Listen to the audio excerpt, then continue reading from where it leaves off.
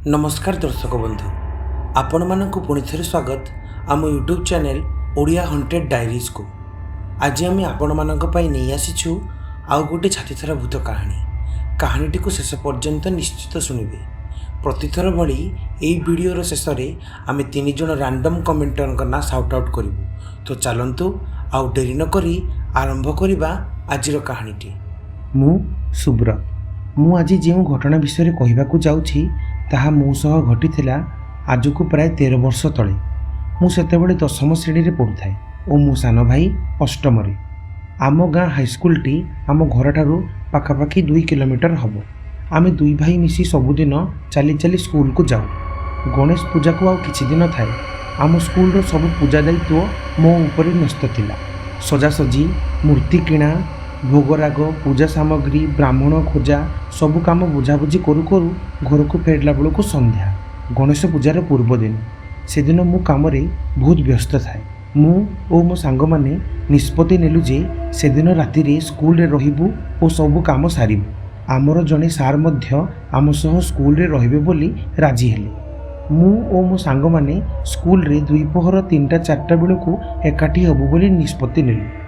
मु जेतेबेले घर बाहरिली मो सान भाई मध्य मो सह स्कूल जीवा पई जिद धरिला। बाध्य होई मु ताकू मो सह स्कूल को नहीं करी गली। आमे सब सांग माने मिसी करी सजासजी आरंभ कलु। मो सान भाई मध्य आमको काम दाम रे सहाय्य करुथाय। आमे बहुत खुशी मजारे सजासजी करुथाउ। राति प्राय 12टा बेलू मो भाई मो पाखक आसी कहला, भाई चल मते जल्दी घरे छाड़ी दे आसीबू, मते बहुत जोर निद लागिलानी। मु मो सांगठू साइकेल और टॉर्च नहीं ताकू घर को छाड़िबा पई बाहरली। सान भाई को पछरे बसाई मु धीरे धीरे घर आड़ को जाउथाए। स्कूल ठारू किछि दूर रे पहुंचीचु मो सान भाई मते कहिला जे, भाई तू धीरे साइकेल चलोनु, तो सांगो तो ठारू बहुत दूर रे रही गला। मु कहली ना तो मु तो एका बाहरी थिली स्कूल रू।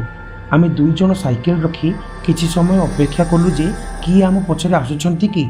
पाखापाखि 5-7 मिनिट अपेक्षा कला परे आमे देखिलु जे आम पछरे आउ केही आसुनांती। एहा आमर मनर एक भ्रांत धारणा होइतिबो भाबी आमे पुणी आउथरे बाहरिलु घर आड़कू। घरे पहुंचला बेलकू माँ नसोई आमको अपेक्षा करिथाए। सी मते पुणी थरे एते राति रे स्कूल को न जीवा पई बाध्य करुथला। स्कूल रे बहुत गुड़ाए काम बाकी थिबारु मते निश्चय स्कूल जीवाको पड़िबो बोली मु मो माँ को कहिली। तापरे मु साइकेल धरी पुणी आउथरे बाहरिली स्कूल आड़कू। घर ठारू अल्प कई बाट आग को जाई थाए मते जेमिति लागिला मो पछ आड़ू केही जणे मो ना धरी डाकुची, सुब्रत सुब्रत। मो साइकेल रो ब्रेक मारी पछ आड़ को देखिली कि किए मते डाकुची। टॉर्च मारी मु चारि आड़ को देखिबाकू चेष्टा कली किंतु पछरे केही नथिले। जंगल रास्ता और सेही अंधार भितरे मु एका। आज मो सह एमिति कोन पई होउची मते बहुत आश्चर्य लागुथाए। एबे मु जोर रे पेडाल मारी स्कूल आड़ को जाउथाए। स्कूल आउ 500-600 मीटर थिबो। किछि बाट आगकू जाइछि पछरु केही जणे साइकेल धरी आसुथिबार शब्द सुबिला। पछकू बुली देखिला बेलकू पछरे आउ केही नाहांती। बुदा भितरु खसखस शब्द मध्य आसुथाए। मु भय भितरे चारिआड़ को देखुथाए। हठात एही समय रे मो कांधरे जणे के हाथ रखी कहिला, साइकेल धीरे चलोनु, मु केतेबेले तो पछरे बसिबा पई चेष्टा करूछि। इआडे सिआडे कोन देखुछु? मु परा तो पछरे बसछि। भୟରେ मो छाती धक कला।